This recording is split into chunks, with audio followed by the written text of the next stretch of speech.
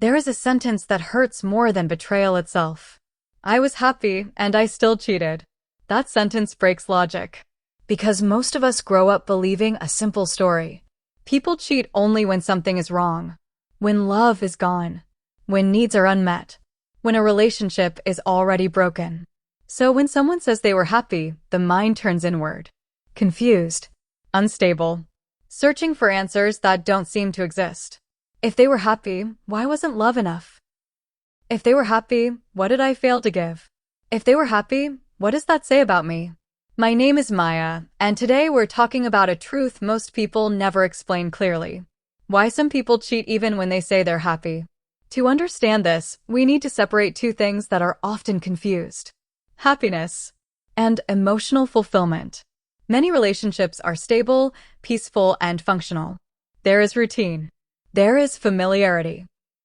There is shared responsibility and shared history. From the outside, everything looks right. But inside, something quieter can happen. A person can feel loved and still feel disconnected. They can feel safe and still feel invisible. They can feel supported and still feel emotionally dormant. Some people don't cheat because they're unhappy with their partner.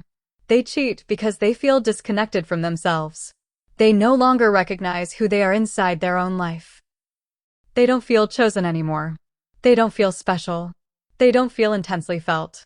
And instead of exploring that emptiness honestly, they label their life as good enough and move on. Because questioning it feels dangerous. Because naming it feels selfish. Because admitting it would require difficult conversations. So they tell themselves they're happy, while something inside them quietly starves. Cheating rarely begins with desire. It begins with permission. Permission to escape boredom. Permission to feel alive again. Permission to avoid uncomfortable self-reflection. When attention comes from someone new, it doesn't just feel flattering. It feels awakening. There is no past there. No expectations. No emotional labor. In that moment, they are not someone's partner. They are someone's fantasy. And that feeling can be intoxicating to a person who doesn't know how to create emotional novelty inside commitment. Another truth most people avoid is this. Some individuals are more addicted to intensity than intimacy. They grew up around emotional unpredictability. Love came with anxiety. Affection came with withdrawal. Closeness came with fear. So their nervous system learned to associate love with emotional spikes. When a relationship becomes calm, safe, and consistent, their body doesn't register it as love. It registers it as boredom. Not because love is boring, but because peace feels unfamiliar. So without even realizing it, they seek stimulation, secrets, risk, the thrill of crossing a line, the feeling of being wanted without responsibility. Cheating becomes a way to regulate emotions they don't know how to sit with. There's also a quieter reason people rarely talk about. Some people cheat because they don't know how to leave. They feel trapped between gratitude and dissatisfaction. They don't want to hurt their partner. They don't want to be seen as the villain.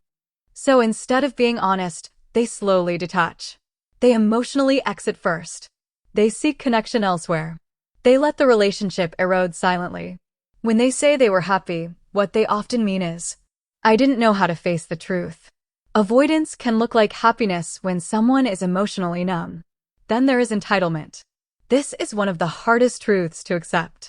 Some people genuinely believe they deserve more than one emotional reality. They want the safety of commitment and the excitement of freedom. They want loyalty given to them, but not required from them. They don't see cheating as betrayal. They see it as something separate from their real life. When confronted, they minimize. They rationalize. They emotionally disconnect from the damage they caused. In these cases, cheating isn't about pain. It's about permission they gave themselves long before anyone else appeared. Another layer we need to understand is identity. Long-term relationships slowly shape who we become. Roles form. Expectations settle. Life becomes structured.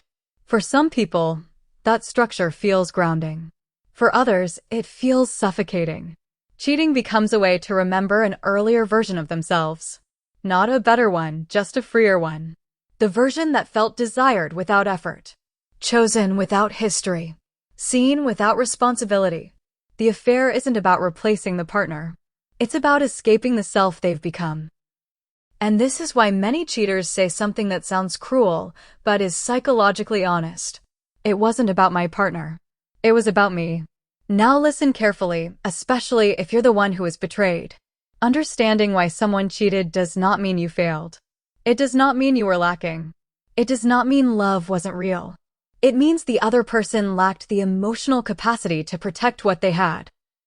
Cheating during happiness says more about inner instability than about the relationship itself. And here is one of the most grounding truths of all. Love does not prevent cheating. Character does. Emotional maturity does. Self-awareness does. The ability to sit with discomfort instead of escaping it does. Someone can love you deeply and still not be capable of loyalty. That contradiction is painful but real. If this experience made you question your intuition, your worth, or your reality, let me say this clearly. You didn't miss something obvious. You didn't fail to love correctly. You didn't need to be more interesting, more attractive, or more understanding. You were present. You were genuine. You were willing. And that matters. Healing doesn't come from understanding how to make someone stay. It comes from realizing you deserve someone who doesn't need to escape themselves in order to stay faithful. That clarity, that quiet return to self, is where real healing begins.